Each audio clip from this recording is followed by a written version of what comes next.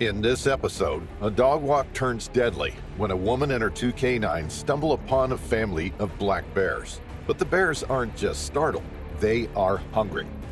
Hit like and subscribe. This is Fierce. 39-year-old Laney Malavolta loved everything about the outdoors. She loved walking with her family and friends and exploring the woodland trails with her beloved dogs. She lived for adventure and had once trekked the Inca Trail in Peru with her mother, as well as 7 14ers, a mountain that exceeds the elevation of 14,000 feet above sea level. Her active lifestyle outdoors was matched by her respect for nature and her knowledge about the wilderness. She shared her life with her partner Justin. They both lived near Durango in Colorado with their 2 dogs. Surrounded by rugged countryside, their home was the perfect place to enjoy the great outdoors from. Situated in the foothills of the La Plata Mountains, Durango is an outdoorsman's paradise. Founded in 1880 as a mining town and was used as a base from which to ship out the natural resources, such as timber, coal, oil and gas, gold, silver, and lead. In the winter, the snow-covered mountains provide excellent skiing for locals and visitors alike, while in the warmer months, hiking and mountain biking are popular activities. One afternoon, on April 30th, 2021, Laney, who worked as a wine sales representative with the Republic National Distributing Company, took her dogs for their usual walk. She followed the path that they had often used. It wound through the woodland near Whispering Pines Bible Camp. The air was still. Spring had sprung and the woodland was alive with the sounds of nature. Laney breathed in the smell of pine. Her footsteps were soft on the woodland floor. She was immersed in the countryside that she loved. But little did she know that danger was just around the corner. During the coldest winter months, the bears den up in hollow trees or logs under the root mass of a tree or in rock crevices. They can spend 6 months curled up, out of the way of the icy conditions outside. During this time, they don't eat, drink, or expel any waste. As the weather warms up, the bears emerge. Low in reserves and seriously hungry, they scour the countryside for as much food as possible to fill their empty bellies. Being omnivorous, they typically feed on a variety of plants and berries, as well as animal protein in the form of birds, eggs, rodents, salmon, and animal carcasses. Humans are not their typical prey. Laney's dogs trotted slightly ahead of her. They started pulling slightly. Their noses had caught a scent along the trail, and they quickened their pace. Laney pulled them back, but she should have let them go, for around the corner, she suddenly came face to face with a female black bear and her 2 yearling cubs. It was a dangerous situation to be in. Black bears are the only bears found in Colorado, and there are thought to be between 17 and 20,000 in the state. They're typically less aggressive than their brown cousins, with just 85 attacks on humans recorded between 1960 and 2020. Just 3 of these were fatal, but that number was about to increase by 1.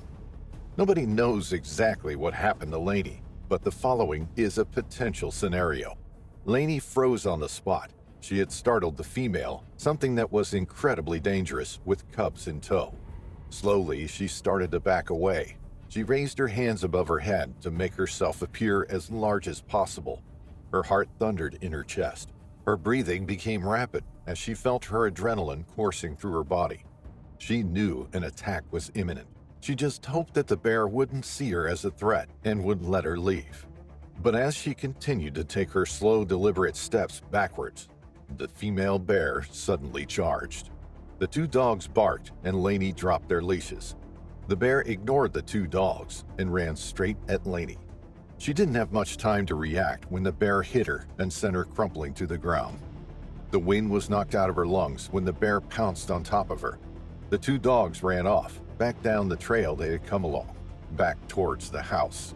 Laney braced herself for the blows. She tried to cover her most vulnerable areas, wrapping her arms around the back of her head and neck and interlocking her fingers. But the bear bit down. It crunched through flesh and bone, inflicting devastating and painful injuries.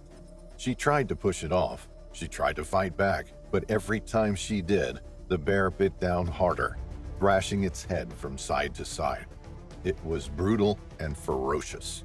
Laney cried out, but the attack continued. There was nothing more she could do except endure the attack and hope the female would leave her alone soon. Sadly, the bear closed its jaws around Laney's neck, leaving deep puncture wounds and causing catastrophic damage. When Justin arrived home that evening at around 8:30 p.m., he was puzzled to find both dogs in the garden. Both still had their leads on, but there was no sign of Laney. He called out to her, but there was no answer. After searching their property high and low, he took off along the path that they usually walk the dogs along. He walked through the woodland, just as Laney had done hours before. He searched for about an hour, and then when he rounded a corner in the trail, that's when he saw his girlfriend's body lying motionless on the ground. He rushed to her side, but it was clear she was gone.